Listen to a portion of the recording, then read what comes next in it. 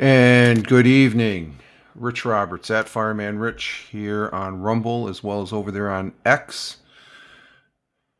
Rich Roberts at Fireman Rich on X, where we are live streaming. We're on 7 platforms for this third attempt of the launch of this test flight of SpaceX Starship 37 and Heavy Booster 16. Sunday, they had some refueling issues when they fueling up.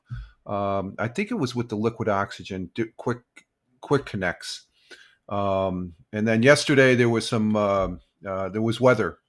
They scrubbed it because of weather. Today we are go. We have 37 minutes. We're going to be showing some particular views of the launch here. Our primary is going to be from the space.com post. So let's go ahead and go right there to there right now, as far as to give you an idea what we're looking at here. As far as the launch, I'm pretty excited. I was going to miss the launch last night. I had a chess game I had to attend, and let me go ahead and bring this up to the full screen here and bring it into view. There it is. We're at 35 minutes and counting. There is Starship 36 and Heavy Booster. The Starship is the black portion, and down below, that's the Heavy Booster that will be launching it up. This is the space.com page. Those are the folks that are talking there. We'll be piping in, but we have some other views. There's SpaceX. And we're going to have views from some other YouTube feeds. So NASA Spaceflight, and we have 2 channels of theirs, and then we have the Launchpad channel, and Lab Padre Space is the third one. Those are my 3 primary, along with Space.com, the one that you're seeing right now. But that's the active view. They're shown previous recorded on the right, but on the left they are fueling. As far as that goes, and let me see what we have here for different views here. Let's go ahead and this is the NSF channel right here, and you can see they have multiple views as far as that goes, and they are loading up that's the liquid oxygen that you see, the white cloudy stuff. That's one of 2. They use liquid oxygen, and they also have in separate tanks methane. So they combine those into the engine, and that gives it the thrust. Basically, you don't have to be a rocket scientist to figure that out. But I'm very excited to be able to catch this. I did catch the last countdown after my chess game last night. The last 20 minutes. I wasn't going to go live, but they held the countdown in the last the last minute or so, and they scrubbed it because of weather. They had some overcast. It looks like it's clear down there in Boca Chica, Texas, and but right now I'd like to recognize that we have 1 person on Rumble, 1 person on Locals, 1 person on YouTube, and 1 person on Twitch. And over there on X Live, where you can see up in the upper right-hand corner, X and the little chain link, that's link kick. But the X Live does not, the numbers don't come in. But I have my tablet here, and I'm showing 11 folks on X Live. Thank you, X Live. Great to have you here as far as that goes. And let's see. Let's go ahead and we can put this on the big screen mode here too. Okay, so that's the first channel from NSF. Here's the second channel of NFS. I think they got some audio on this one. Yep, we got audio on there. What we'll be going to. Let's see. Oh, what happened here? Let me go back to this. What happened here? No, we don't want that. We want that view. Okay, there we go. That's the view we want. Okay, and then we have from Launchpad, you can see they have multiple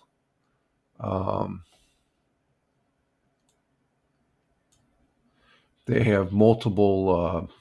Oh no, that's not it right there. So let's go back. Go back here, and we'll do it again. Yeah, there we go. And that is our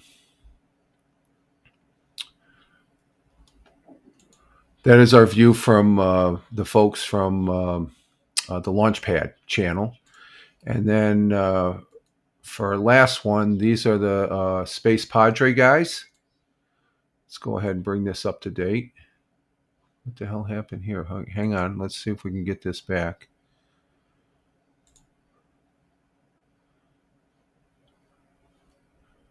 Okay, Space Padre guys. They're a good bunch of guys there that they will get some. We'll be getting some commentating from them. We're down to 30 minutes and counting. It looks like. Let's bring this up, and there we are. So we're at 30 minutes and counting as far as that goes, and we're going to take it over to the space.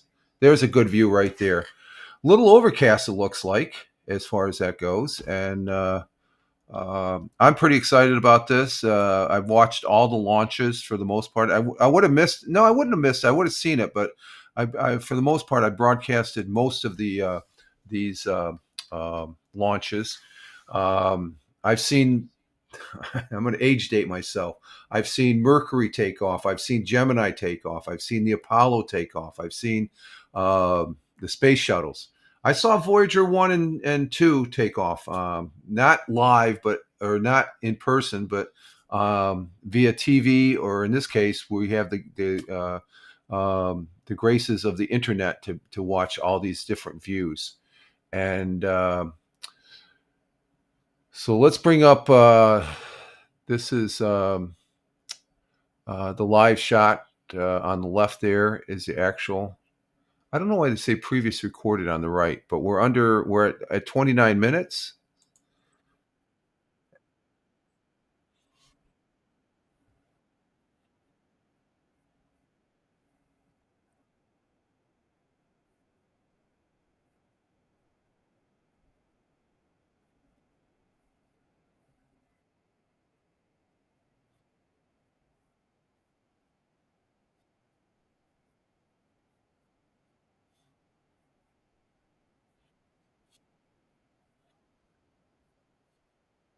Okay, we got the experts talking about previous space hardware that flew, and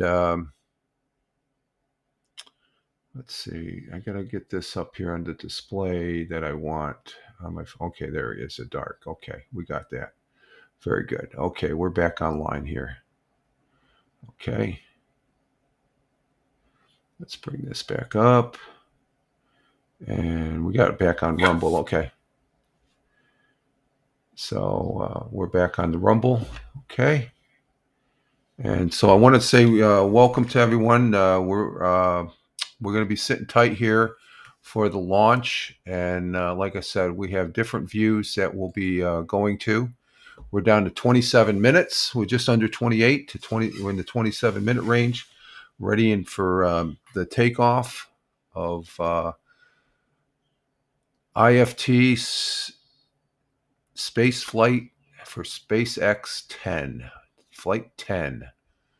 As far as that goes. And let's see, we'll go there. Let's see, we've got.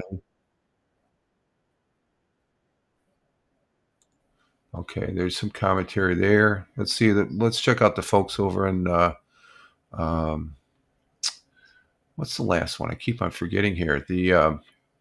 The folks over on La Padia Space Lab Padre, Lab Padre. Do we have any? Oh, let's see. Let's bring this back up.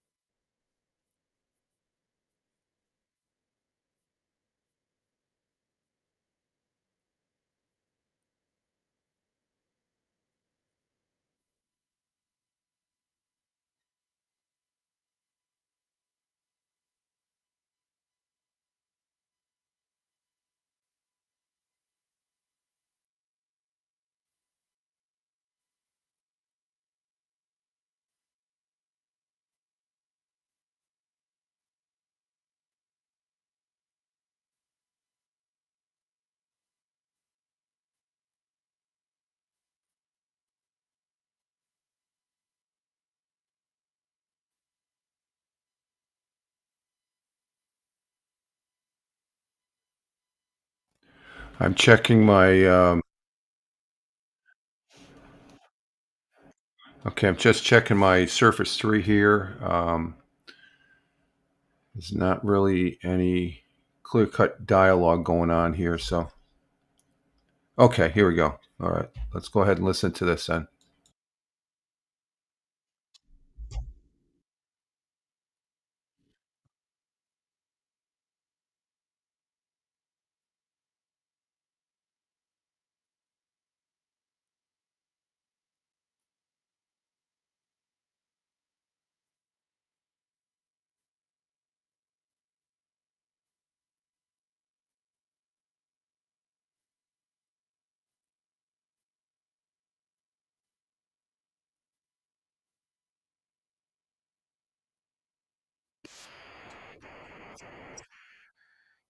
But, that also means that you have to have the ship sitting next to the launch mount when the booster comes in for landing. So, um, I'm really interested to see how they end up doing that in the future if we ever reach that point.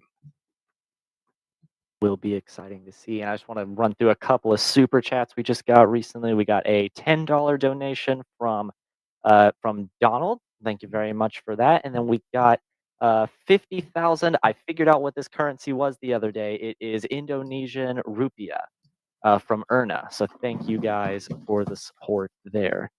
Yes, sir. Thank you all very much for your extended international support.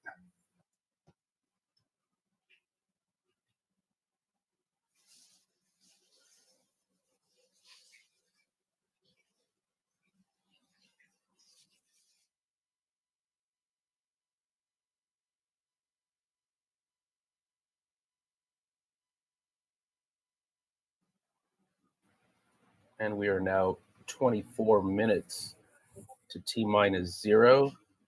And I'm getting a little antsy over here. Come on, come on, come on.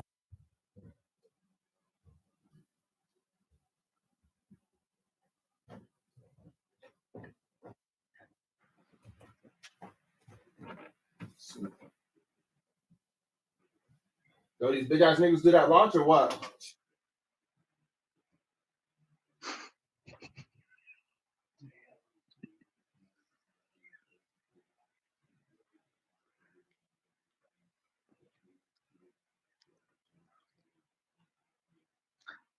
Lab, correct me if I'm wrong, but this may be some of the best weather we've had for a Starship launch because no fog, no haze, very few clouds. Yes, sir. Yeah, that cloud has moved on and got some stuff way off in the distance that's definitely not going to help us. Once we start tracking up, there's absolutely nothing up there. So it's just nothing but blue skies. Okay, I'm back. Just had to get some extra water here. And I think we've got our audio sorted here. We're going to go ahead and bring it back to the SpaceX and see if we got audio on that channel.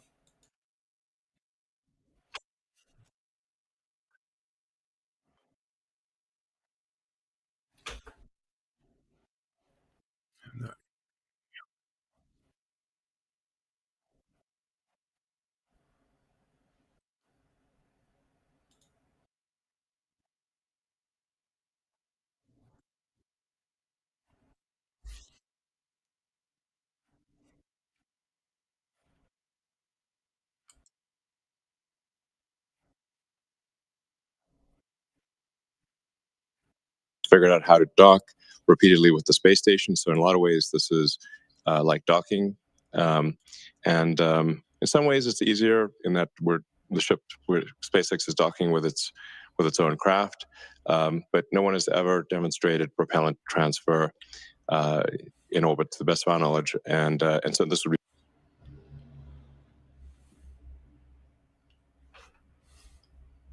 And hello, Tina. Tina is coming in on the chat there on. Hi to you, Tina, coming in on Twitch. Thank you very much. These channels, folks, just so you know, the channels NASA Spaceflight, the Launchpad channel, and Lab Padre. They take donations. That's how they operate. So please check them out. And as far as making a donation to them and stuff like that, they provide some great footage as far as that goes. And there's a picture of Mars. That's where we're going to go. How you doing, Tina? Tina, we're getting ready for a launch here. We have 20 minutes left to go on launch, and we're watching the Starship. This is Starship flight number 10 with Starship number 37, the top portion, and then heavy booster number 16 that will rocket it, the largest rocket, most powerful rocket. So good to have you here, Tina, from Jersey. And kick back, and we'll hope. I'm going to be on for about the next hour or so through this flight. It's been canceled again. It's been canceled twice before. It was supposed to take off Sunday. We live streamed Sunday for about an hour, and then it was scrubbed due to fueling. The liquid oxygen, you can see the vapors down below. That's liquid oxygen bleed off, but the actual liquid oxygen that goes into the spacecraft, they were having problems with their quick connections, the hoses, and on the quick disconnects on the hoses were having issues and stuff like that. And then yesterday they were supposed to launch, and they had problems with weather. You have to have good weather, and it seems like they have good weather down there in Boca Chica, Texas. So glad to have you here, Tina. Of course, we'll be here tomorrow also. I do live stream Monday, Wednesday, and Friday at 6 a.m., between 6 a.m. 6:15 a.m., the morning coffee broadcast. And our good friend Tina there, she's a regular viewer there. Just to give you a shout out there, Tina. I hope all is well.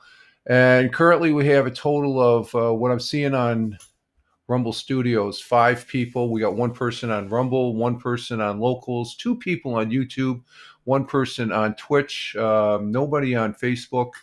I got to bring up a Kick page. Let me see. I forgot about the people on Kick. Let's bring up Kick.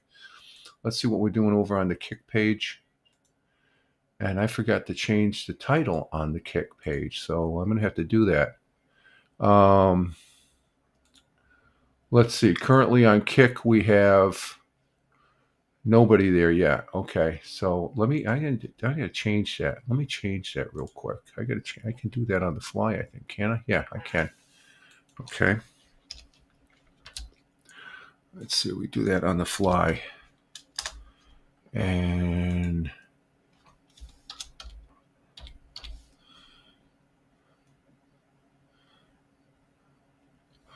let's see. What do we got to put this? We got to tag in this as technology. Let's go ahead. Technology. Let's go ahead. And that's what this is showing. There's a lot of technology in this particular spacecraft, of course. And let's see. Let's go with science and technology. And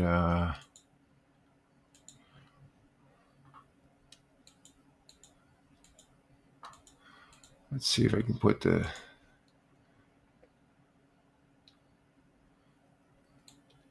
I'll have to do this individually here. If you just bear with me, folks. So let's go ahead and listen to our folks over there on... Oh, okay. Here we go.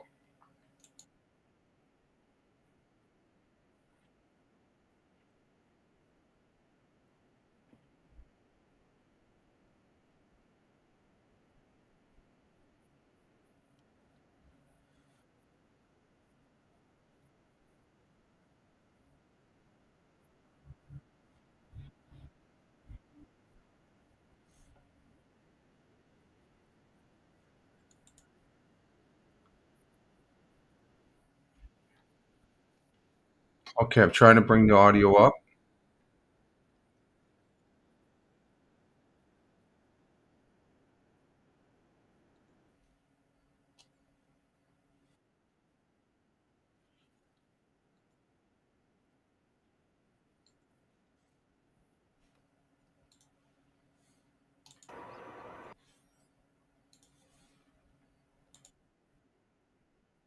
There we go.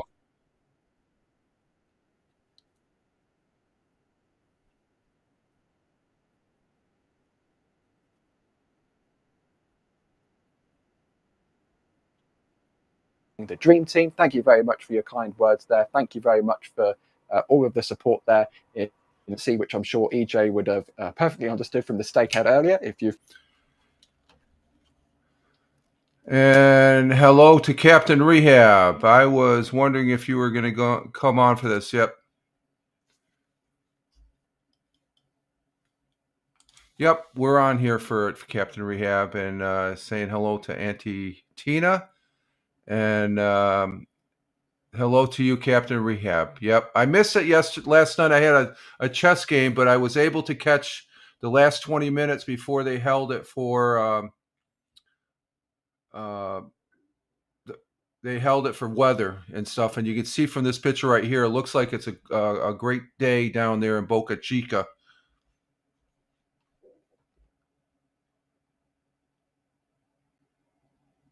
And hello, Shake Shake, coming in on the YouTube.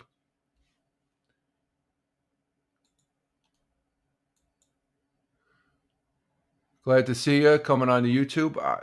Captain Rehab, I don't know why your comments aren't coming into my my Rumble client. I see it on the Twitch client on the Surface 3, so that's interesting. Okay, there we go. All right, now they're coming in. Now they're coming in. But yeah, I planned on doing the hopefully we have a launch today. Yeah, we do have a launch. Hopefully we do have a launch today. Like I said, they've canceled the last 2 days, and I think the thing I'm seeing right now is you have space.com is live on YouTube, and I think they're live on Twitch as well.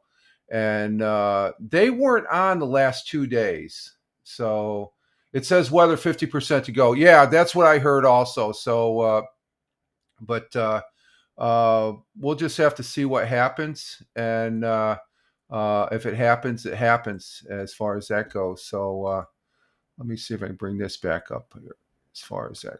Let's see. This is the space.com page.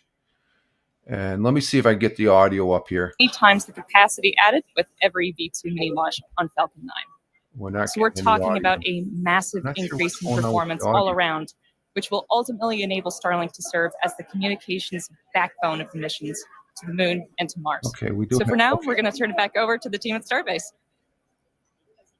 Okay, we have audio. Thank you so much, Tyler. Okay, let's turn our attention to today's flight profile, which will feel familiar because it is. We're looking to get our first re-entry with this iteration of ship, and we're again intentionally stressing Super Heavy during its return.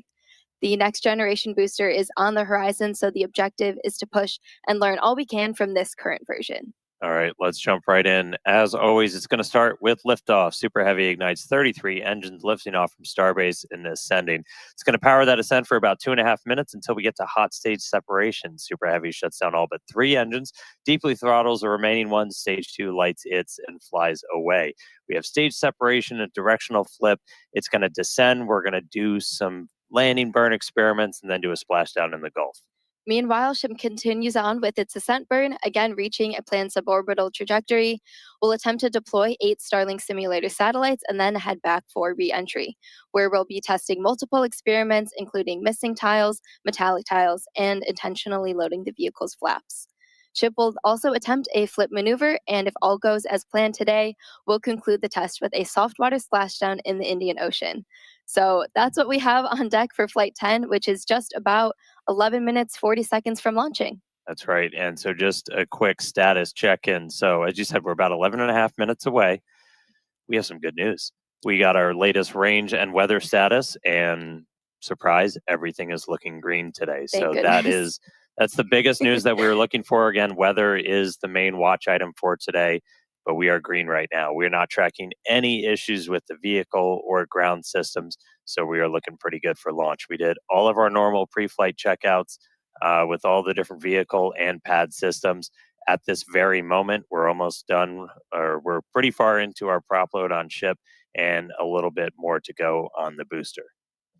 Yep, looking closely, it looks like we're nearly closed out on ship, like Dan said, about 70% of the way through on both methane and LOX on the booster side. We'll continue loading prop for a while. We'll close out at about T minus 30 minutes, 20 seconds on ship, and then 30 seconds later, we'll finish up loading prop on the booster. Yeah, so bottom line, a little over 10 minutes to go. Range is green, weather is green, vehicles looking healthy. We're looking good to launch right at the top of our window at 6:30 p.m. Central Time. Can't wait. All right, now let's quickly talk about Mars, since everything we do is part of our foundational mission to get to the Red Planet. Each Starship launch is to learn more and more about what's needed to make life multiplanetary and to improve ship to the point where it's taking millions of people to Mars. Yeah, we've shared the plan previously in the last couple of months. We're looking to start sending the very first Starships to Mars next year. These missions, not with people. We're just looking minimally viable landers. So let's just prove that we can get there. And so we're just going to focus on learning as much as possible, but looking at all of those different phases, prop load, prop transfer on orbit, sending stuff out to Mars, doing the transit, doing the entry, and just doing a landing. Okay, that's pretty much what they're talking about for the future of Starship, and as far as that goes. And there's a live picture there. We're down to 9 minutes and counting, and this is pretty. You can see the flaps are moving, and the top cone there. I believe there's the top cone of the Starship 37. That's because 37. They were it would have been 36 if it didn't explode on the test pad. They were firing the before this launch. It would have been 36, but that exploded on the pad there where they had to do a cleanup. But this is some artist conceptions of the future, and as far as what could be coming down the line with SpaceX once they get a fleet of these, because they've done this before with the previous rocket they have here. Here's some. Let's see. Let's go to what else we got here going. Let's go to. There we go.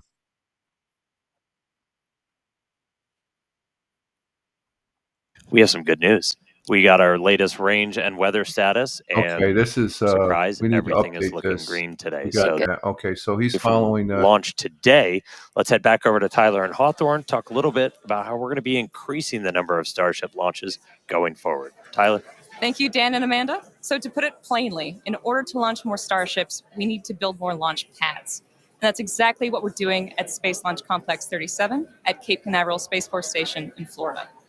Now, Pad 37 has a storied history, most recently the Delta IV rocket. And okay, we're going to go to their main page here.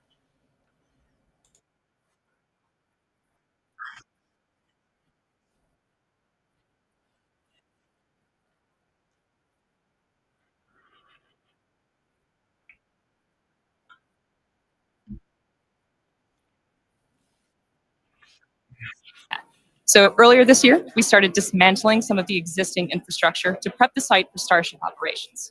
This will include up to 76 launches a year, with up to 152 landings at that location for Super Heavy and for Starship. And to support this flight rate, we plan on building 2 launch pads. Each will have 1 tower that can support launch and landing, plus deflector systems, launch mounts, and water deluge systems. This will also include a propellant farm that will produce propellant on site and serve both launch pads. So there is a lot of work in progress, but Pad 37 is only one part of our plan for Starship operations in Florida. A few miles away from Pad 37 at Kennedy Space Center, our 380-foot-tall vertical integration facility called Gigabay is under construction. Once complete next year, Gigabay will be capable of housing multiple Starships simultaneously for rapid assembly and integration. And meanwhile, at Launch Complex 39A, we're building Starship's infrastructure to support up to 44 launches and up to 88 landings a year, independent of operations at Pad 37.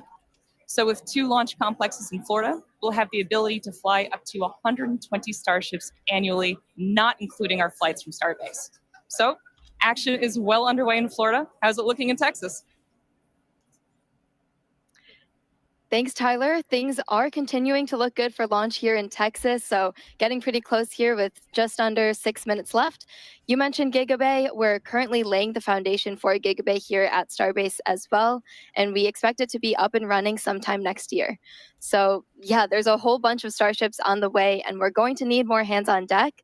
So come help us build the gateway to Mars. Visit spacex.com/careers to see all of our openings. Yeah, I've been here for a couple of years now. Nowhere more magical, more inspirational on the planet. If you're a space nerd, you can come be like Amanda and build these things for real.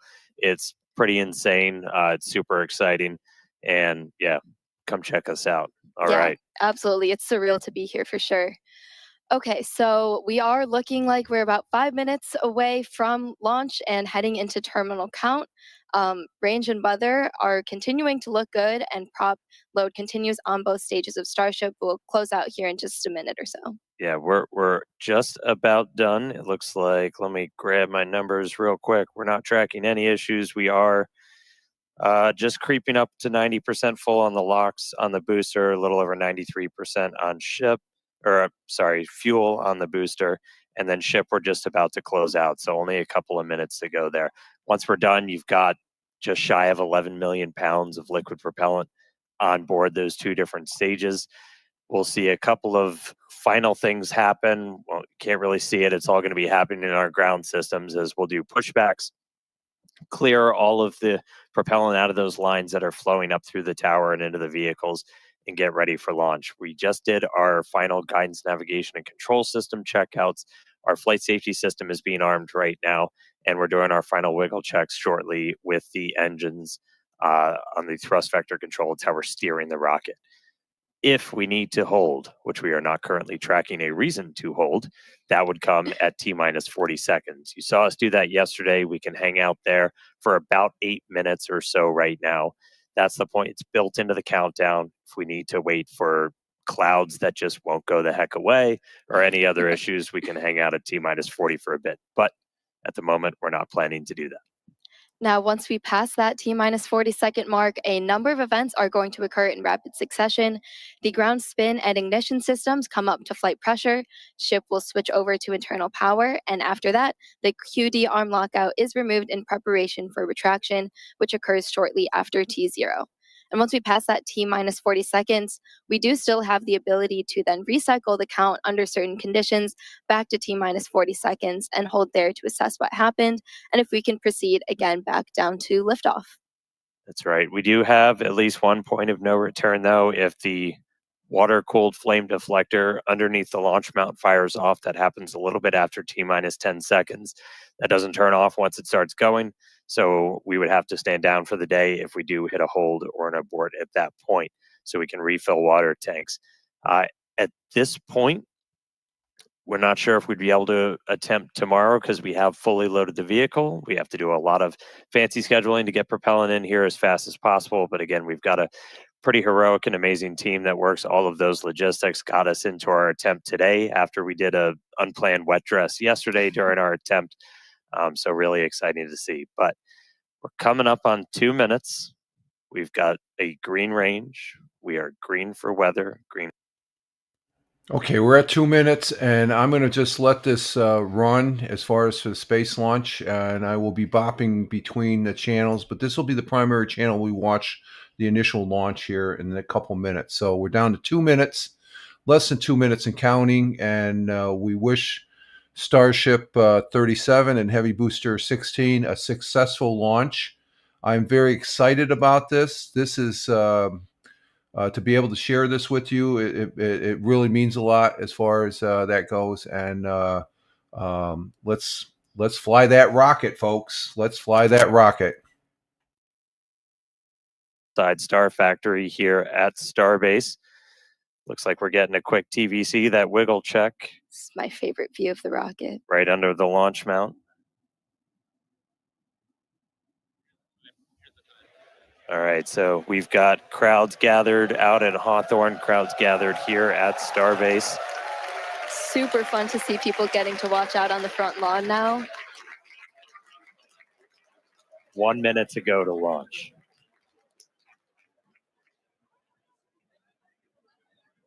All right, so again, our hold point comes up at T-minus 40, not tracking any reason to stop there, so we should see us go right through that. Here we go, folks. All right, we are through T-minus 40. We are counting down. We're going to let our flight director, Maciek Batura, take us the rest of the way. 30 seconds, the 10th liftoff of Starship.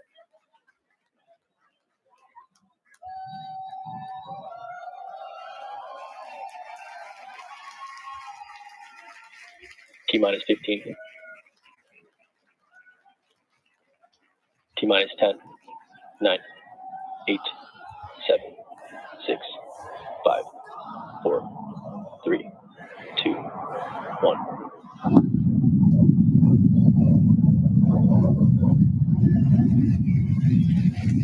We have liftoff.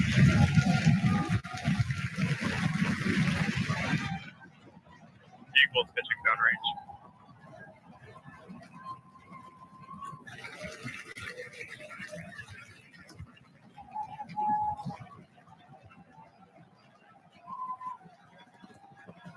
Booster chamber pressure nominal. All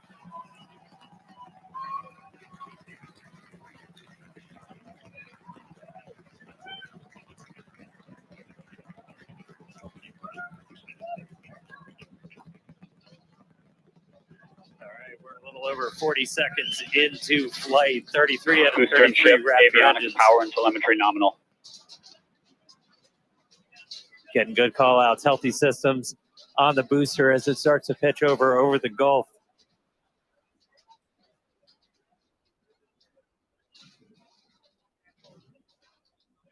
We have flight. All right, we're a little over 1 minute into flight, about to pass through Max Q. Max Q.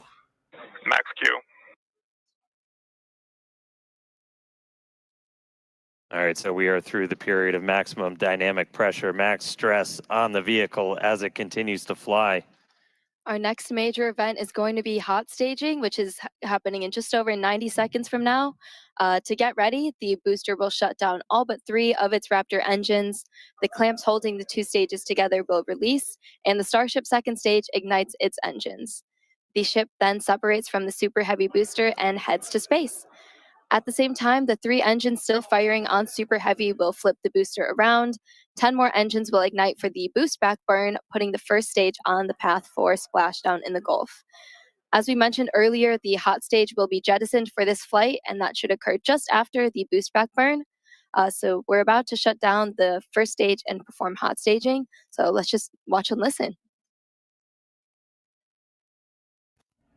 Watch and listen. 2 minutes into the flight.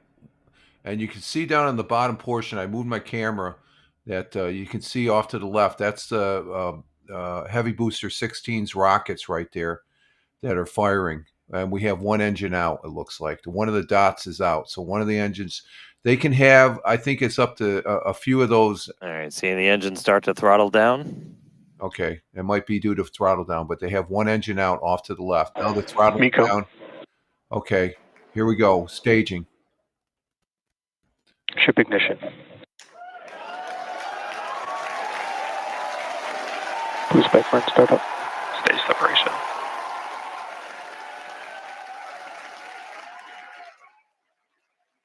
Stage separation confirmed. We've got 6 engines running on ship. Booster is doing its boost back burn, continuing now towards its splashdown site in the Gulf. We are seeing all 6 Raptors lit up on ship. And you can see off to the left, the booster 16 has 1 engine out, but it has enough to come back. And then off to the right, you heard them report ship chamber pressures nominal. So that chamber pressure, just that expected thrust level in those Raptor engines on the ship. 5,000. 3 vacuum optimized, 3 C level, all looking good. So they have full engines. Now they're down to 3 engines on the Heavy Booster off to the left. That right there is a shot of the Starship. There's a view into the business end from the ship. Boost back burn shutdown. Some great pictures here, folks. Some great pictures. Outstanding. The left is the heavy booster coming back. Right, so at this point, we finished our boost back burn, so that was shut down. So that's the this is first wild. of the This is, two this burns is exciting, after a man. launch This that is, the booster's going to do this today. Is so now it's at its best. Headed towards the Gulf. It's not going to be quite as an aggressive of a flight down. We relaxed that angle of attack a little bit, but we are then going to be looking for it to do its engine tests for the landing burn, and those are going to be a little unique this time. Yeah, typically we start with all 13 inner engines lit for that landing burn and bring that down to just the center 3.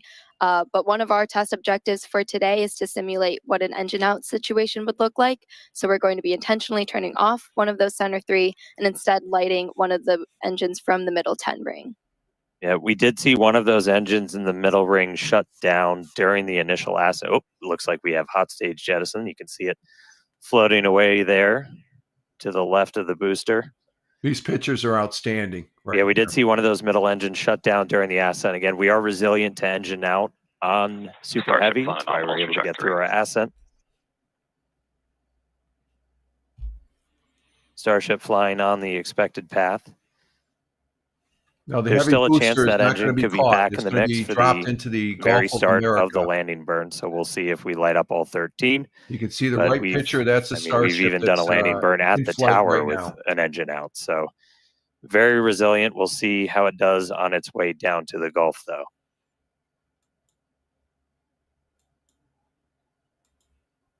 All right, so we got a couple of minutes. That landing burn start should be just about 40 seconds away.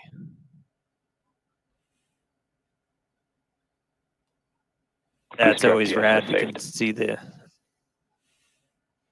boost plume itself in the background as it was coming in. It's coming back to it. They're going to ignite right over the Gulf. About 20 seconds to landing burn. It's going to land into the Gulf. Usually, it would catch these. Ship Raptor chamber pressure is nominal.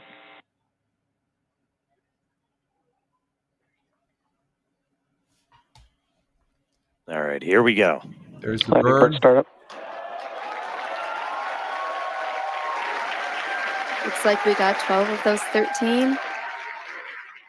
Down to 3, including one of the middle ring.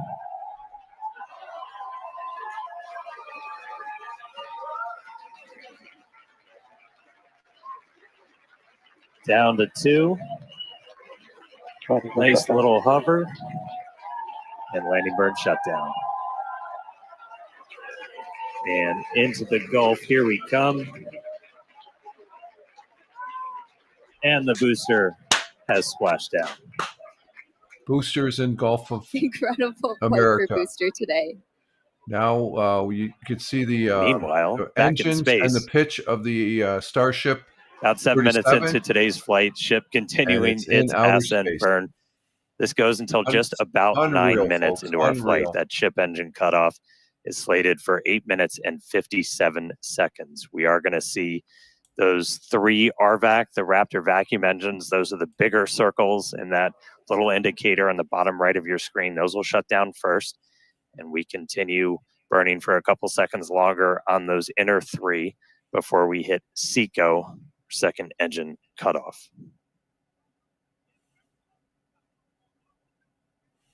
Yeah, these views are looking great. Once again, thanks to Starlink for getting us these views. It's just incredible. The picture is crystal clear. I've never seen it this. The cameras just have improved on this flight, folks. Like we just got a late boom from the booster. What do they mean by boom?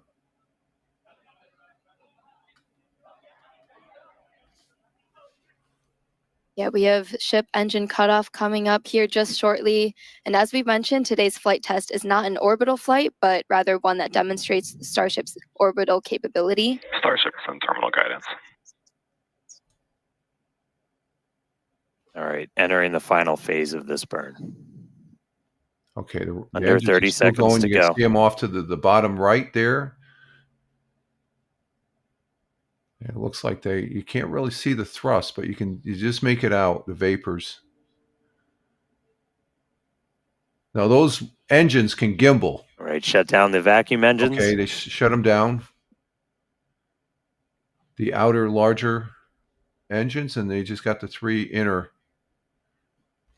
Wow. Ship engine cutoff. I can't Shut believe down these the pictures, center folks. 3. These pictures are Successful ship engine fantastic. cutoff.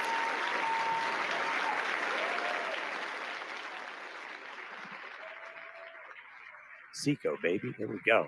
That's what we want. Nominal orbit insertion. All right, we just heard the call out for nominal orbital insertion.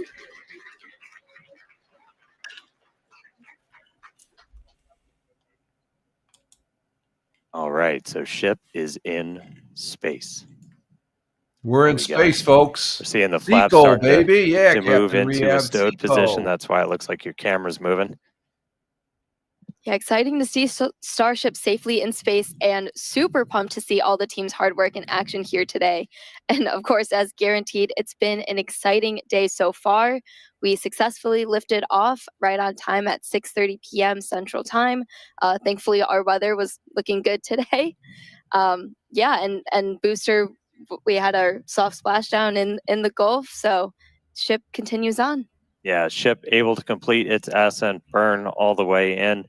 You can see some of the shadows start to creep as it's going to be eventually flying into an orbital nighttime. So we'll see darkness, yeah. some daylight start to go I away. can't believe these pictures. These but pictures ship are is in orbit, fabulous. completed its burn, and I mean that's just the beginning. Now we've got a whole bunch more to go. So we've got some exciting demonstrations Ship planned STS is while saved. we're on orbit. That right there, we just saved the FTS, the flight termination system. That's that automatic flight safety system we have on the vehicle. So that is now turned off while ship starts its coast period. We are coming up.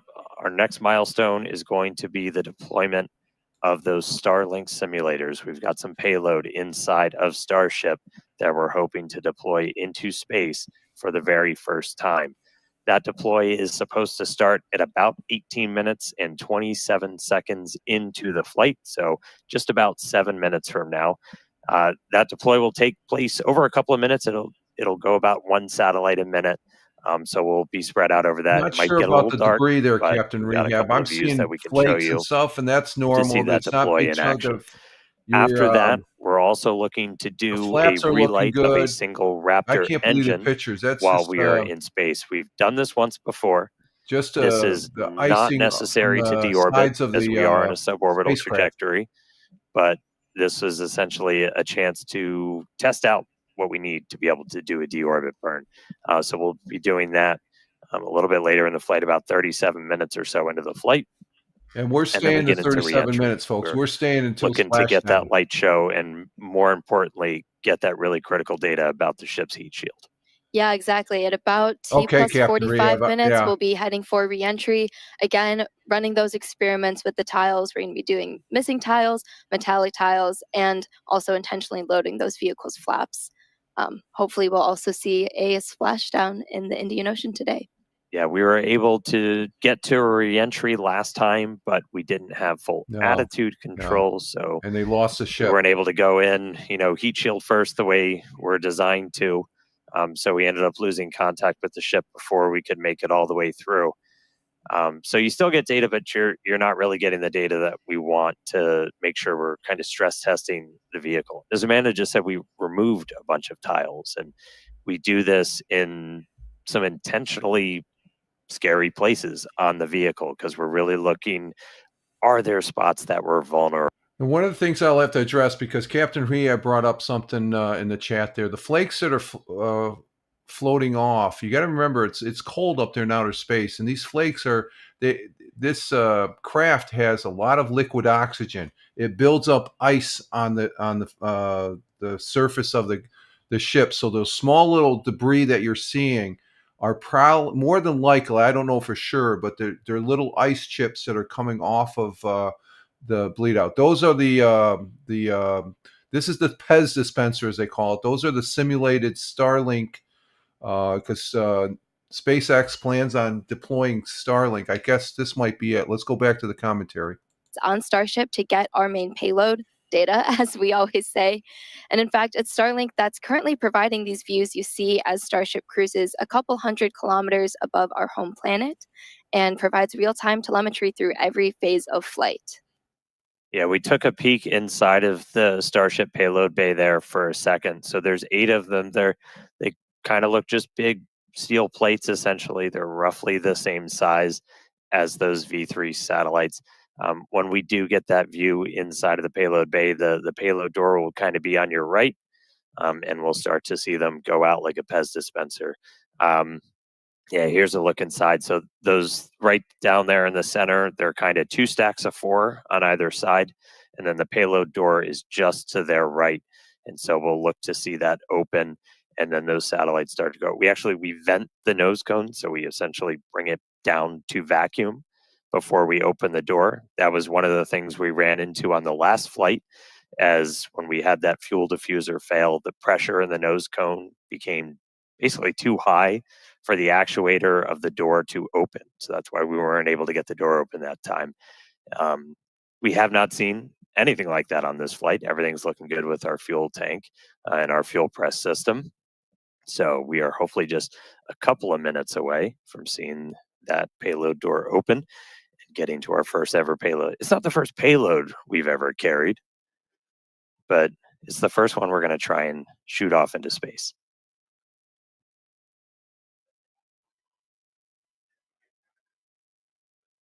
All right, so I think we're supposed to open the payload door in just about a minute and change. And you're seeing a little bit of residual gas. And we opened the door once. I want to say it was back on flight 3 when we were able to make it up into space. And you'll kind of see a lot of that gas rushing out into the vacuum of space. It's the residual that's left over after we've already vented it down. So kind of a cool light show. And then we'll get ready to deploy those payloads out.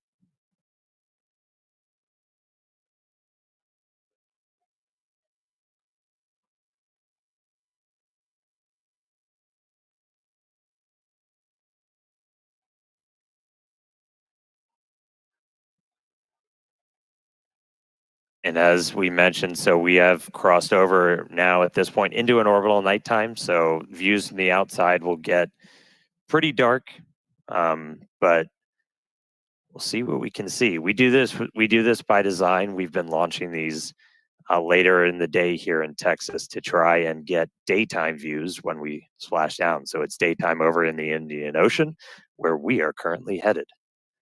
Just a few seconds until we expect those payload doors to open.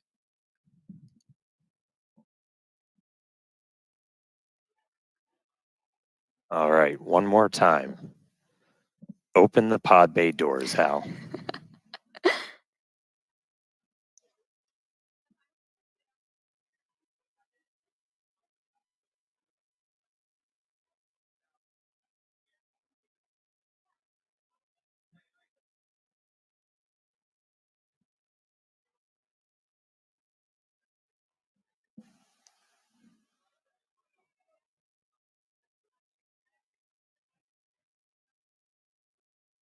So we are currently in payload deploy prep.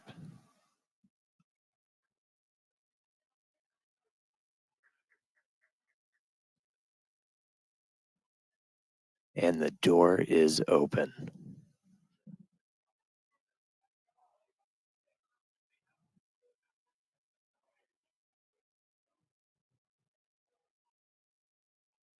All right, so the payload door is open.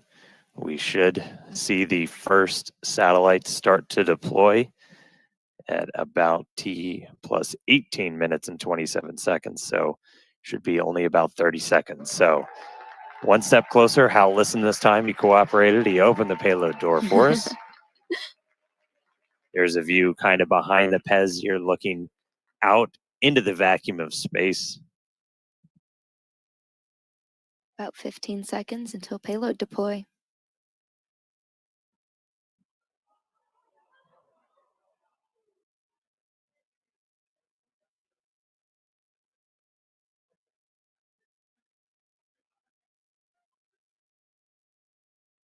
Ship has transitioned to payload deploy.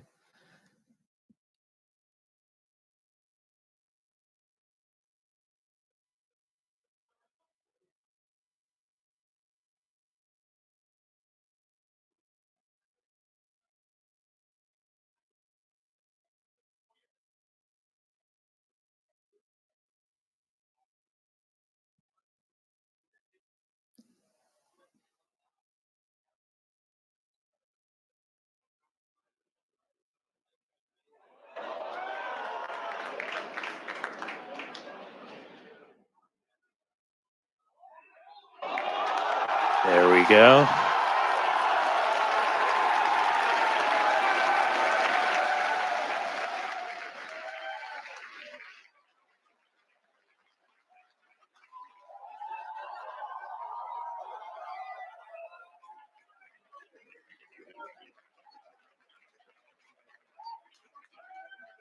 Pew pew.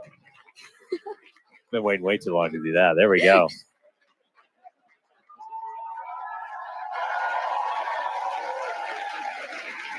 There goes another one. That's a first, folks. They tried this a couple times before. This is a first right here. Those are simulated third generation Starlink satellites for the Starlink's system there for space. Super exciting moment as you can hear the energy in both Hawthorne and Wow. Starbase. Everyone's super excited for finally getting to deploy some of those simulated satellites. Look at that. Pez system moving down. Yep, Next that's row. what it's supposed to do. There we go. As we said, we're going to do about one every minute or so. And this is just kind of a dress rehearsal for when we're going to be deploying the V3 satellites. And these are just a massive, massive increase to Starlink's capability. Each one of them has it's 60 terabits per second of capacity that's going to get added to the network per launch. That's 20 times more than what we're adding with every single Falcon 9 launch today, which, you know, step increase in capability. There goes another one.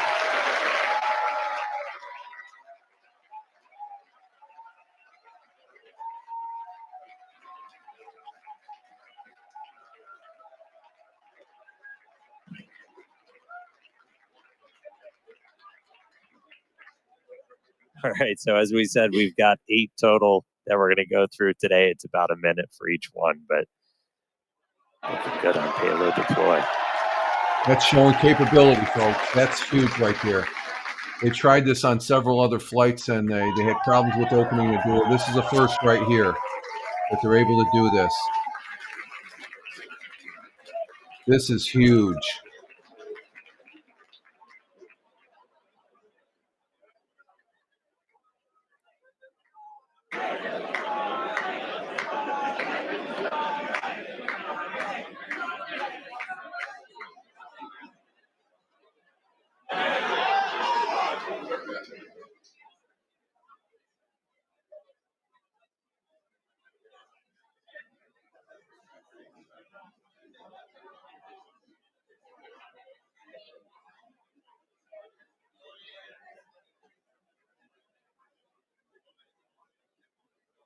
All right, so we're about halfway through.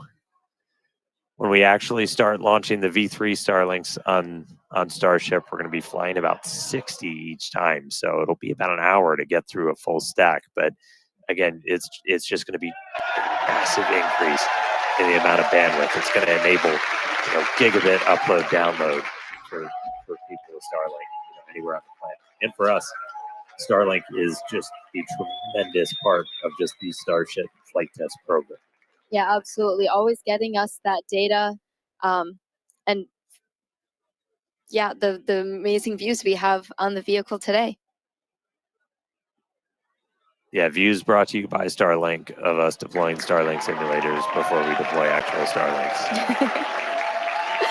How deep does it go? All right, another one firing out.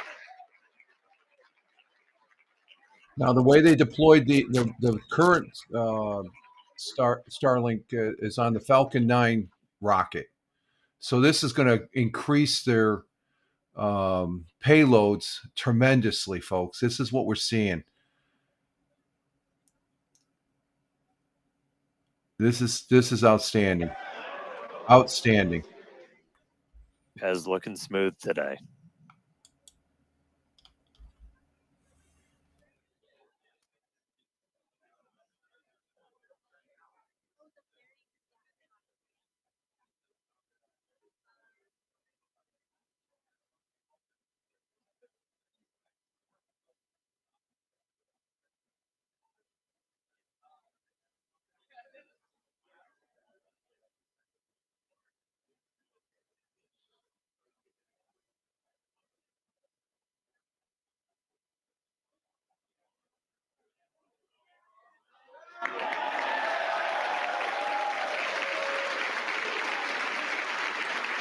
All right, looks like we've got one left. Almost there.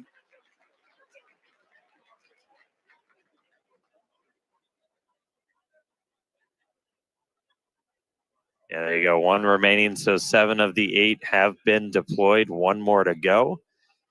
And then we will have completed our first ever payload deploy operation. So they're talking of just a reminder, we're on a suborbital trajectory. These satellites on that exact same suborbital. Just have to interject something. What they're showing right now, they're talking about launching 60 on a Starship, okay? A Falcon 9, that's how they launch the current Starlink satellites. One Falcon 9 can only carry, I was looking this up, the heavy load for a Falcon 9 rocket is only 12. This thing is going to launch 60 of them. So it's going to be more than, a whole bunch more satellites in one payload as compared to firing off multiple Falcon 9. Falcon 9 is the mainstay right now for SpaceX. And as far as launching these type of satellites, and what we're seeing is a demonstration of what future deployment of those satellites will look like. So I think it's tremendous. That's the first time they've done this on the flights they've had. So let's get back to the commentary here. On the cameras that we use to bring you views of these launches and also hopefully of the reentry and splashdown. We'll see what we get from the Indian Ocean today. And that's just kind of how it all comes together. Like we're using Starlink on the planet, off the planet. And with Starship, we actually get pretty insane. If you're in the space industry, bandwidth to space is usually pretty minimal. We get about 120 megabits per second. That's split between our high definition video and real time telemetry. We get that every phase of flight, including reentry. So it's not just giving us views of reentry, but we're getting all of that engineering data in real time through phases that it used to be impossible to get that in real time. So just really incredible. Yeah, Starlink definitely affords us all this capability. And reminder, it's the world's largest satellite constellation operating in low Earth orbit to deliver high-speed, low-latency broadband internet. This provides internet access to people all around the world, many of whom had never had connectivity before. Today, Starlink serves more than 150 countries, territories, and other markets, with over 6 million active customers and counting. To meet the growing global demand for high-speed internet, SpaceX expanded its factory in Bastrop, Texas, and also introduced Starlink Mini, as well as an upgraded version of the Starlink Standard kit. All right, now with payload deploy complete, Starship is now going to close its payload bay door and continue to coast towards Earth, around Earth, towards the Indian Ocean. Sorry, I'm really excited today. We are in space, people. Still a lot of major events to come, though. We are looking to relight one of those Raptor engines at about 37 minutes, 33 seconds into the flight, followed by atmospheric entry, hell of a light show, and splashdown. So we're going to go on a quick break, take a quick coast, sit back, enjoy the views. A little bit dark now, but they'll get better soon. A couple of space jams. We'll be back in just a few minutes for that Raptor relight and then re-entry. See you soon.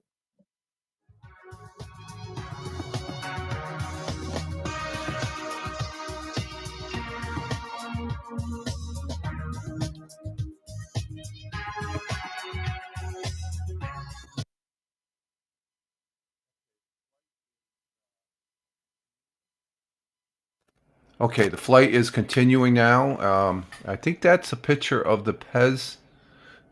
I'm calling it the Pez dispenser, as far as that goes, folks. And that shows the capability. I'm not. We're not going to watch the music. I'll just go ahead and do some commentary here. And it looks like this. That was one of the things they've wanted to test on previous flights. And the first time they were attempting it, the door wouldn't open. And I think I'm looking. It looks like the door is closed. They have the door closed. So this has been very successful. These Starlink satellites, they're very important to the Starlink worldwide internet system that they provide. And I think it's hopefully it brings the cost down. The cost has already come down on getting Starlink now. I think it's still compared to regular over the land type hard wire and stuff like that. But this will, like I said, will increase their capability. Talking about launching 60 of the next generation of Starlink satellites once they go fully operational with the Starship here. And like I said, right now the Falcon 9 rocket that SpaceX makes can carry it can carry as few as one, and but for a large heavy payload, they can carry over 24 of those. So you can tell that they're increasing their payload exponentially by going on having them go up on a Starship. Starship's just going to change everything as far as once they get this fully operational and they get all the kinks out of the flying and stuff like that. It's going to be tremendous. And so this is one of the tests. Now the next test that they're talking about is when they come up on reentry, they have to restart an engine. And again, this is going to be flying, and you can see the little debris there. That's I was wondering about it looked like smoke, and I said, well, do we have, I'm an ex-firefighter, so when I see something like that looks like smoke, I'm thinking, are we seeing some fire here? And it's somewhere, and it's not. And you can see down below, that's the dome of one of the tanks there. And but this is, I guess this would be considered what we're seeing now, the payload. Meanwhile, back on the at SpaceX launch pad, this is what's going on right now at that location. And as far as as the Starship 37 is on its way to splashdown over in the Indian Ocean. And let's see if we can get some commentary from the. Let's see, is there any commentary on this one? No, that's just a noise there. Let's go ahead and see if we get some commentary here from the NSF folks.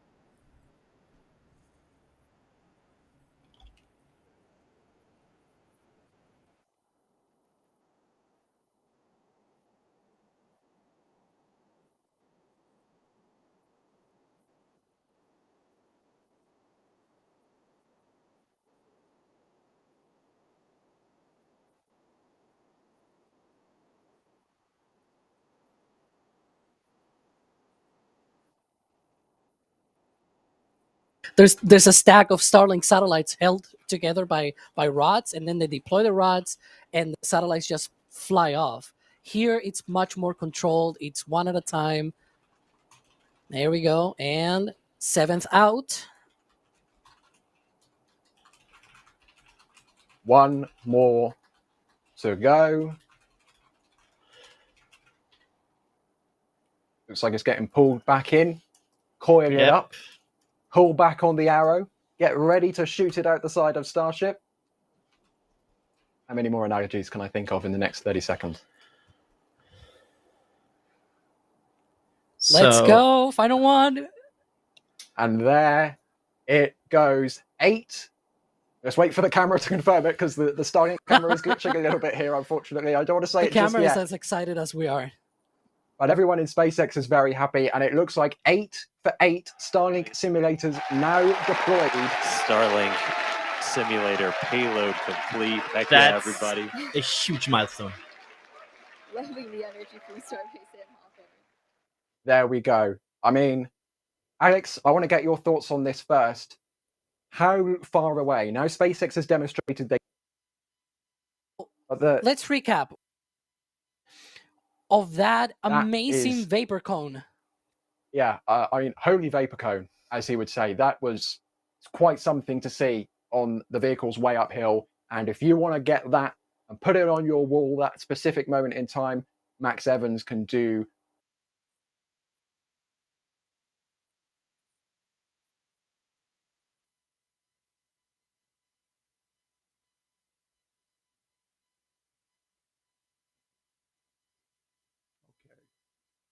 Okay, we're back on the space.com page, and you can see that we're seeing a little bit of light. We still got music on the thing. I'm not going to play the music. So, and what I see right now, as compared to previous previous flights, not seeing any orange glow or any burn through. So it looks like, from what everything looks on lower right hand corner, it shows that the spacecraft is orientated. It's off. It looks like there's a globe there, so it's off the coast of Africa. On the lower right there, you can see the little continent of Africa, and that dot is where it's currently at. And if I shut down my camera, you will see off to the left on the screen, its current speed is 26,496 kilometers per hour. It's at an altitude of 152 kilometers. 152 kilometers is kilometers to miles. The conversion is it's up 94 miles over the Earth right now. So and we're seeing an orange glow. I don't know if that's what that's from. And so you can see the travel right now. It's flying over the lower portion of Africa, and I need to see what the daylight. Let's see. We're gonna. I think we should be getting some daylight as far as when it lands. Let me check, because Australia is 8 hours or 12 hours, 14 hours ahead. So right now it's 8 o'clock. So we might be getting a sunrise there. Let's see what they have here for. Do they have any more commentary? Relight demo startup. Oh, we're going to have startup here. And shutdown. And shutdown. So this is the second test they're doing that. All right, looks like we confirmed the relight of one of those Center Raptor engines. Second time we've done that. Super exciting. Huge congrats to the team on this milestone. Very exciting to see. That was a cool light show. Yeah, I get to do a mini version here. So again, that's going to be really critical for when we're doing deorbit burns. Like as you're going through, which if you don't have one of these, oh my God, they're so much fun. But like you're able to actually like light. Oh, Dan, turn it on. Light that engine. Not set my co-host on fire. And that's what we'll eventually do to, break out of orbit, come back down to Earth. So really cool to see one of those engines light back up again in space. It was our last in space thing. Very exciting. We're going to be heading back for reentry at about T plus 45 minutes. So we're going to take another quick break, and we will see you soon.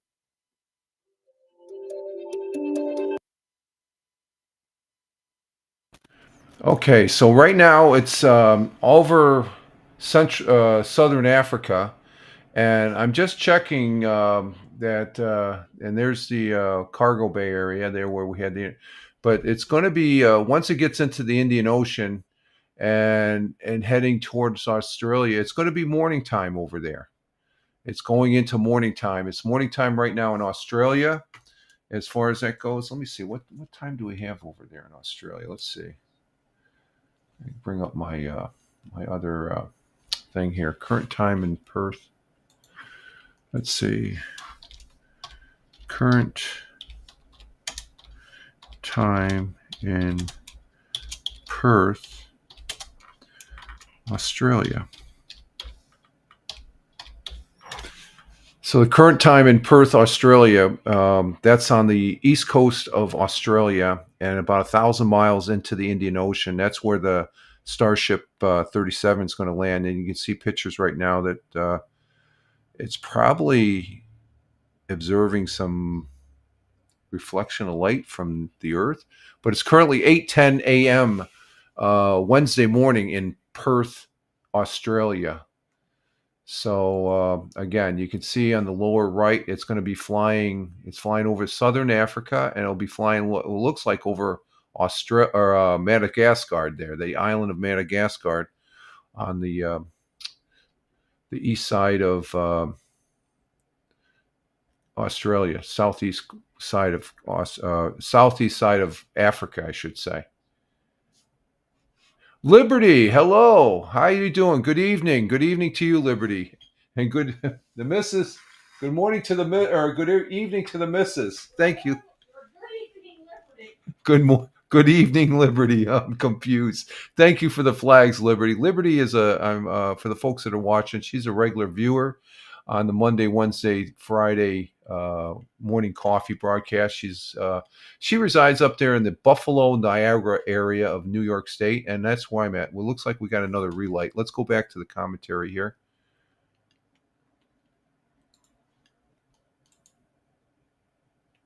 Oh.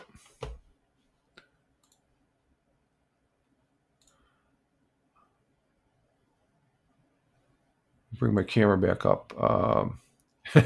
Hello, Liberty. Let me get my cameras squared away. And just a quick hello and a thumbs up. Okay, thank you, Liberty. Greatly appreciate that. Thank you, Liberty. Let's see. I lost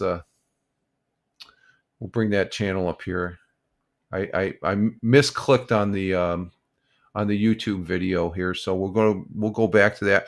I'm enjoying this very much. We just had a relight of the engine. One of the engines on the Starship 37, and that's another test that they have not performed before.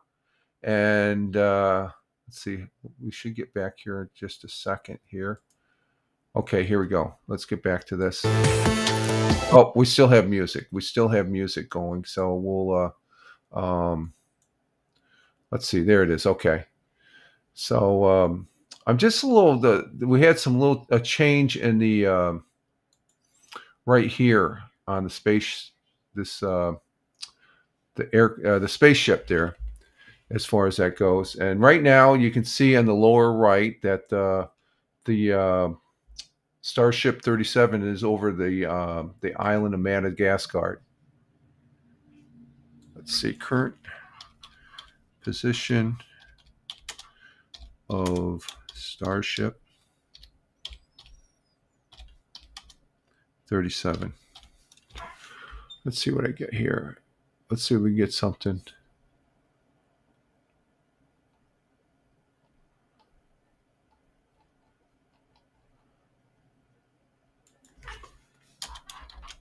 SpaceX.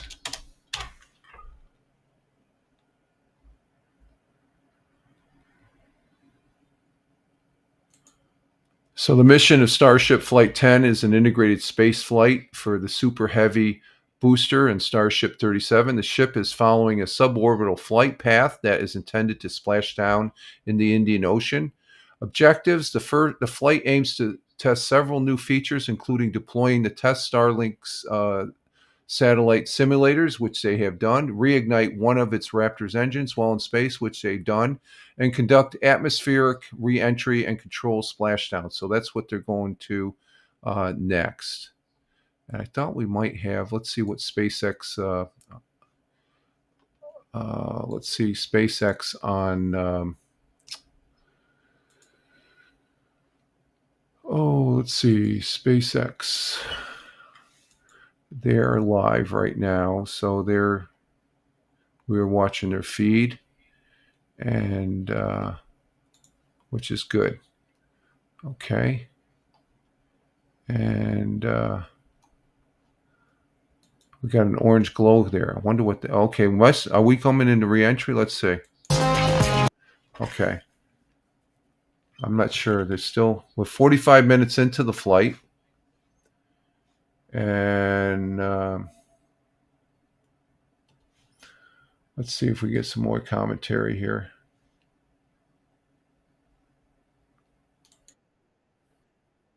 Waiting, you guys. Oh, My yeah. God. Like the movement is so crazy. And this will only, I mean, Jack, we have been through this.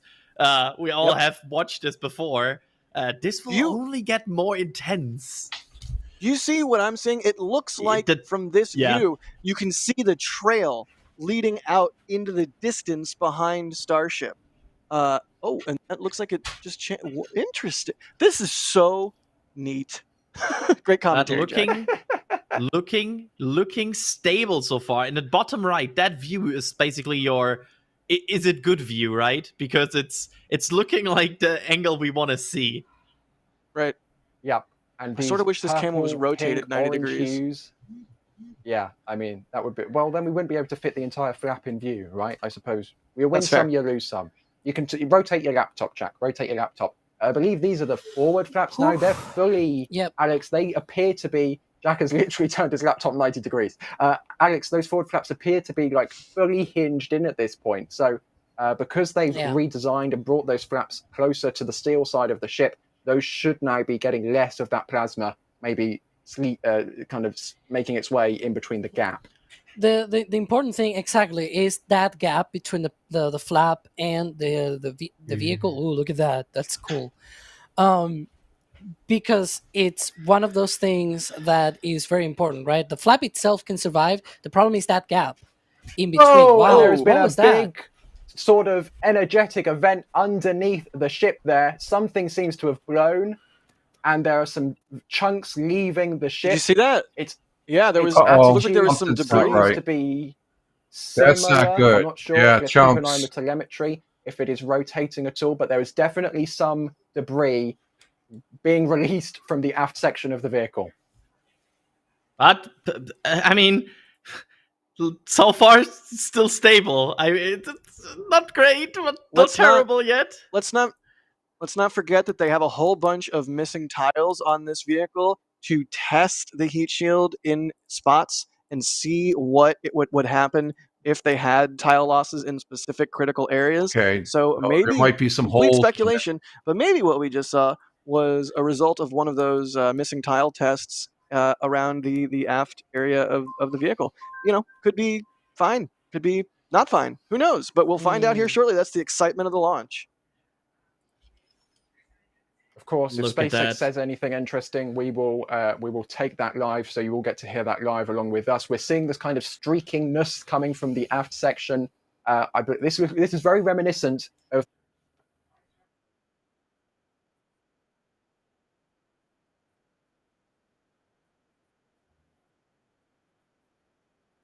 more traditional means such as parachutes, and propulsive landing enables. Okay, we're back on space.com. Those were the folks on NSF that were doing some commentating. We got plasma buildup on the Starship at this time. Those 6 engines on board, the 3 vacuum, the 3 sea level, and they're down in that aft skirt region, which flaps have control.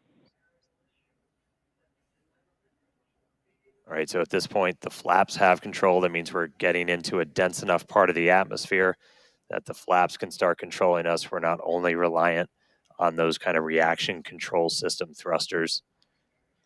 We're going to continue hearing some callouts as the ship makes its way back to Earth. So when we hear entry max heating and entry max Q, that will mean the ship has made it through the maximum heating and aerodynamic loads it will experience as it returns. So if it makes it through those, we can say we're doing pretty well. I will say I'm happy re-entry cleaned off this camera for us. It was a little dirty from the weather. So thank you, Plasma. And the picture, just before they went to this picture, I saw a little compromise of one of the flaps. There's some metal dangling. So the ship looks like it might be compromising in some areas where they don't have any heat shields. Intentionally removing them only in the skirt is that's that's not over your fuel tanks or anything else that's kind of structurally critical for keeping the entire vehicle together. That obviously exposes your engines, so that could do some things for our landing burn. But for now, we are obviously continuing with this reentry. We are committed. Indian Ocean, here we come. 50 minutes since launch. We're going to see those colors start to build up a little bit. We are at the point where we're in dense enough atmosphere that the flaps have control. So about 74 kilometers in altitude. And you were starting to see some sunlight, so we intentionally time these launches right now so we have daylight. The sun should actually come up over the horizon on Starship in about 3 minutes. So as we get a little bit further into this reentry, that inky black below you is going to start to look like clouds and hopefully a bright blue ocean as we make our way down onto the other side of the planet.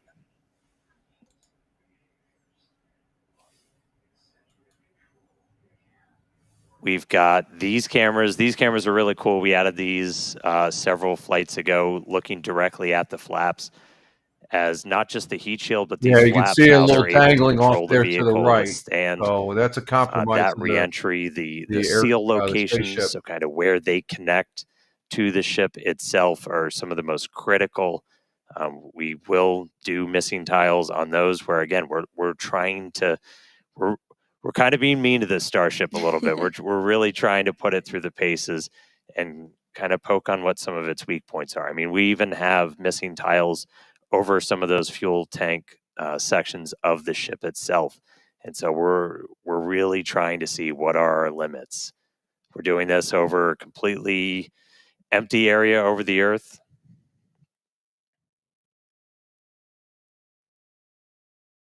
Look at our Raptors there. We are, assuming we make it all the way down to the ocean in one piece, we will attempt a flip and a landing burn. We do have at least one buoy, everybody's favorite camera person, out in the Indian Ocean right now, being powered by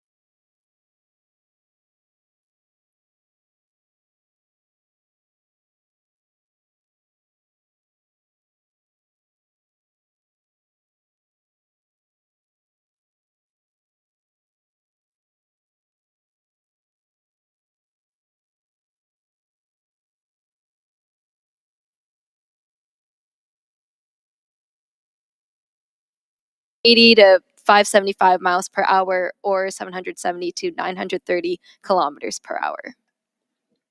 Yeah, and after transonic comes subsonic. That just means you're slower than the speed of sound. We're still well in excess of that right now. But by the time we hit subsonic, we're essentially belly flopping down. There we go. There's that sunlight. So we're seeing the Earth now come back into view. One of the other things we're doing during this, and you're going to see Starship kind of pitch in some pretty, not extreme ways, but a little extreme, as we're trying to really stress the structure of the ship itself, specifically those aft flaps. So the ones in the very bottom of the vehicle. We're pushing not just how well does the heat shield hold up, but how well does the ship structure hold up. We are pushing it beyond essentially what we think we'll have to fly at to do something like a return to launch site.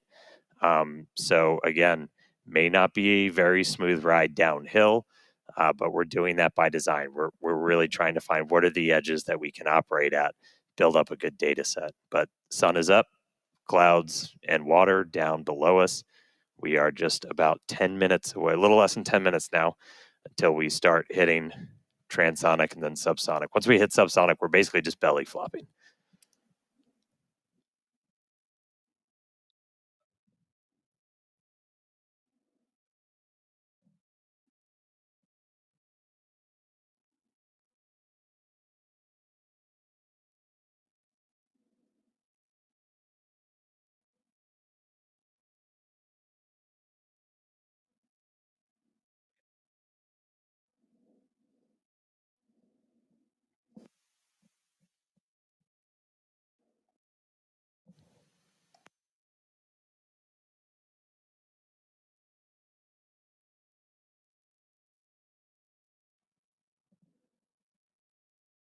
All right, so about 55.5 minutes in, you can see the sun is up. Again, we intentionally designed these flights to lift off in the evening here so we get these daylight views so we can get as good a video as possible on the ship, assuming we make it all the way down. We've got at least one buoy powered by Starlink that's out there in the landing zone in the Indian Ocean, hopefully giving us a view again.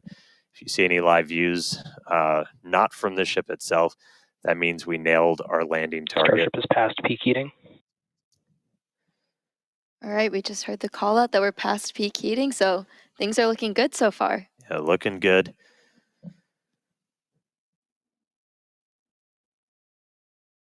And at this point, again, the flaps are controlling. So this movement you're seeing is that forward flap moving to try and just maintain control, maintain attitude of the vehicle as we're coming down.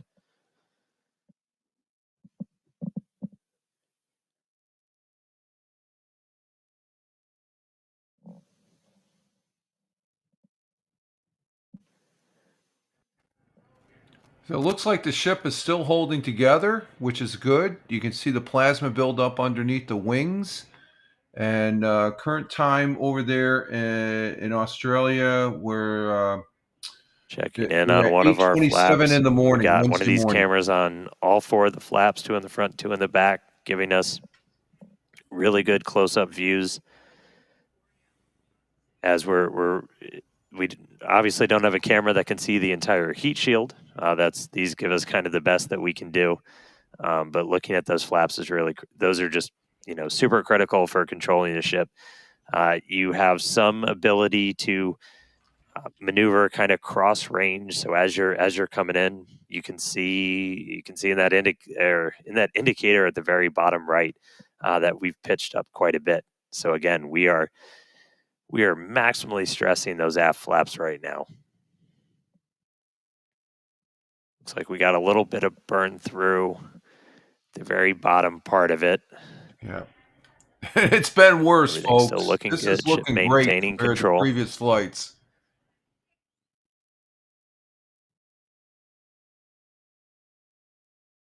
We should be just about 5 minutes away until we hear that we're transonic.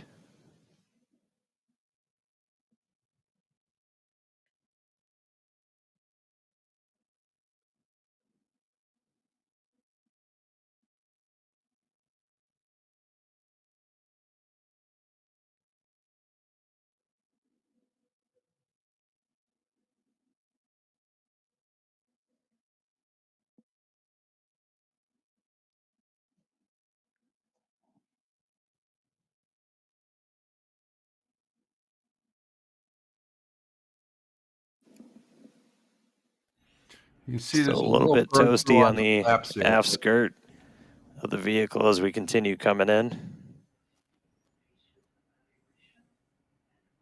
Again, we are intentionally stressing the flaps so we can learn all we can.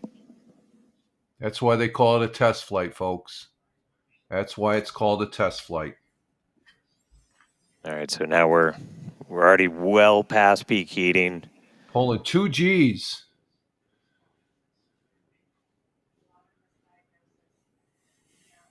Just about 48, 49, counting down to 48 kilometers in altitude.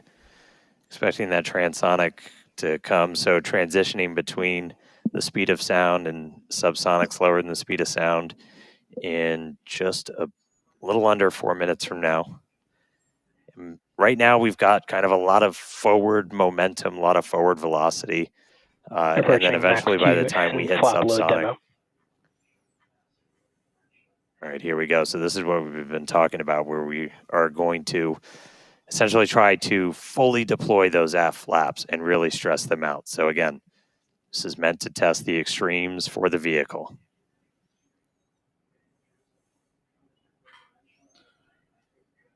I can't believe the camera view, folks. The camera views are outstanding.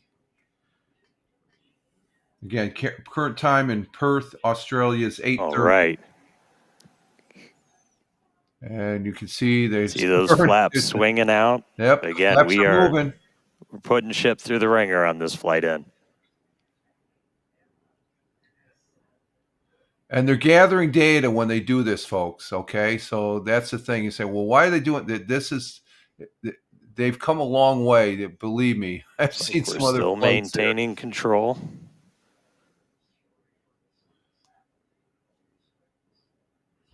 That's the outer doors. You can see that little round type indentation, oval slit, like there.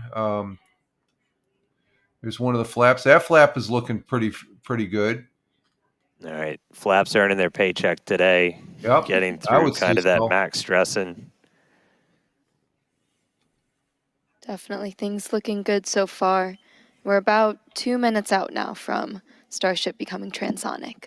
One cool thing to note as we get some of those views showing kind of the whole length of the ship, one of the changes we made after Flight 6 was to change the tile line a little bit. So we had kind of scaled back the number of tiles significantly, as when we go to catch these ships, you don't want to, I think as Elon said, you don't want to shuck the ship as you catch it and knock all those tiles off. So we knew we were going to have to kind of peel back that layer a little bit. And the first time we did it was on Flight 6, and we saw kind of wrinkling and dimples almost in the ship as we were creating these hot spots in the uneven parts of the heat shield. And so to kind of address that, we smoothed it out. That's why you've got kind of that nice smoothed out black line now on the ship. And just looking at it, we can see kind of a little bit of hot spot, a little bit of warping almost.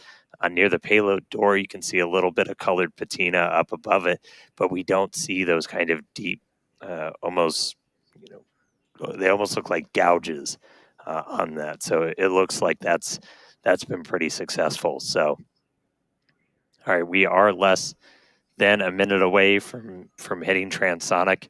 Again, pretty soon our forward velocity is going to look like it's kind of falling off a cliff, and Starship will look like it's falling off a cliff as we essentially go into our belly flop. If you watched some of the high altitude tests or suborbital campaigns, we were able to test that. It was a pretty fundamental, like, can this thing actually fly? And we were able to prove that out with that suborbital campaign. And that's what we're about to see shortly here.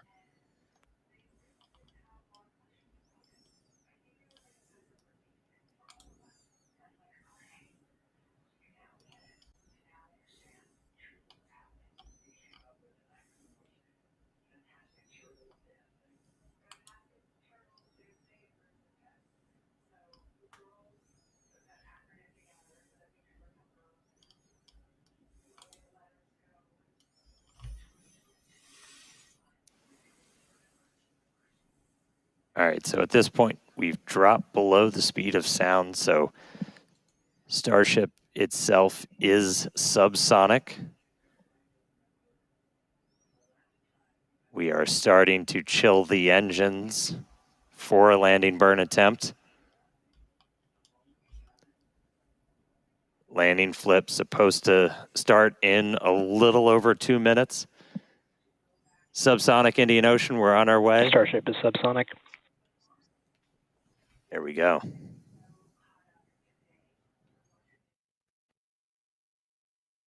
Farewell, space.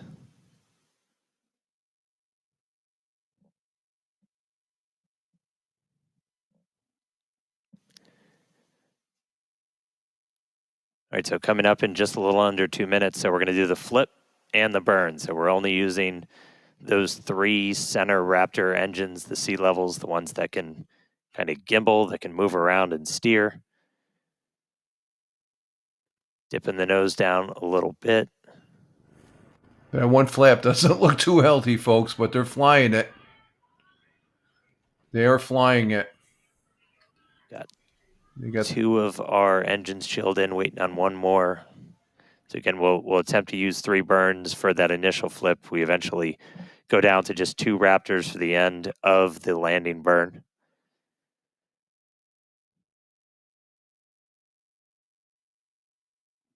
Just about 1 minute now from that landing flip and landing burn start.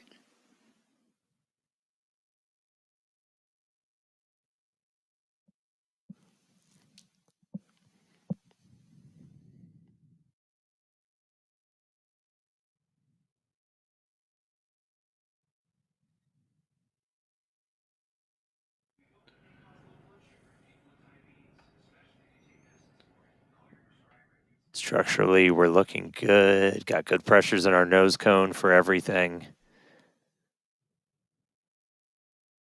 Just about 30 seconds. So again, we're going to look for the flip. So Starship's doing its belly flop right now. We're going to do the flip. Swing out. Let's punch through some clouds first.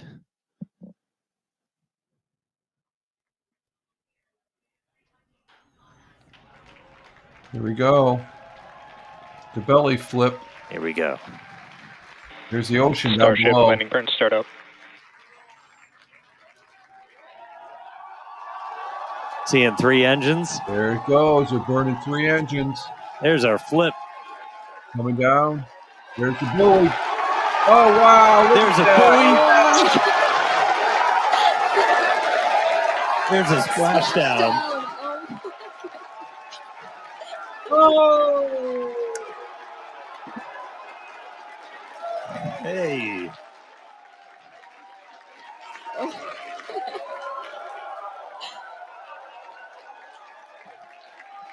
Oh, man. Yeah. Farewell, Ship 37. Thank you, buoy cam. Landing flip, landing burn. Splash out of the Indian Ocean. There we go. All right. That was pretty awesome. Incredible That was flight cool, right? today for both ship and booster. Yeah, really incredible. So obviously we're excited here. It looks like everybody's excited over there. Tyler, how's it going over in Hawthorne? We are super excited here in Hawthorne. It was another exciting Starship flight test in the books, and we hope you enjoyed those Starlink views. So congratulations to the team at Starbase and everyone here and around the company. So many employees have contributed enormously to the Starship program as we continue to iterate and make progress towards a multi-planetary future. So that's going to wrap it up for us here in Hawthorne. Thank you to everyone for tuning in today. It was it was great being with you today. Back to you guys. That was absolutely incredible. Huge congrats to all the teams here. Again, we lifted off from Starbase, Texas, right at the top of our window at 6:30 p.m. Central Time. We saw Booster successfully lift us up through ascent, had a successful hot staging where ship continued on with its suborbital trajectory. Booster came back down, had that boost back burn, and a successful landing burn with that unique engine configuration as well. And then ship continued on its way, made it all the way into space. We got to see first ever payload deploy. So exciting. That was awesome. We got the door open, 8 Starlink simulators deployed, relit that Raptor engine. And then on entry, we probably gave it a little bit of extra time in the oven, but made it all the way through re-entry. All 3 engines started up, landing flip, splash down in the Indian Ocean. Promised maximum excitement. Starship delivered. Most so definitely. Congratulations, all of our teammates here at SpaceX. It's been a year. Everybody that's worked on this program, this is what we're working for. So big congrats to all of them. Thank you to all of our future customers too for your support. And we'd also like to thank the fine people of Cameron County, including the residents of its newest city, Starbase, as well as the Coast Guard, the Federal Aviation Administration, the Government of Mexico, and the Australian Space Agency. Be sure to stay tuned to SpaceX on X for updates, more of the views. This is this is just a tiny amount of the views. We have so many views that we didn't get to feature on the broadcast. So we're going to be going through that over the next couple of days, and we'll be posting it all there. Yeah, if you're interested in more launch coverage, head on over to spacex.com/launches for the most up-to-date information. In fact, we actually recently rolled out a new departure board featuring our upcoming launches with details like mission name, launch and landing site, and liftoff time. So be sure to check it out. All right. We just launched the world's biggest rocket. Again, dropped a couple satellites off, suborbital. Incredible payload deploy for today. Nailed that double header into the ocean, splashdown, time to go through the data. Really crazy cool to hit all those objectives today. Yeah, huge shout out to all the teams who make this look easy. And thanks to all of you for tuning in, and we will see you back here for Flight 11. Good night.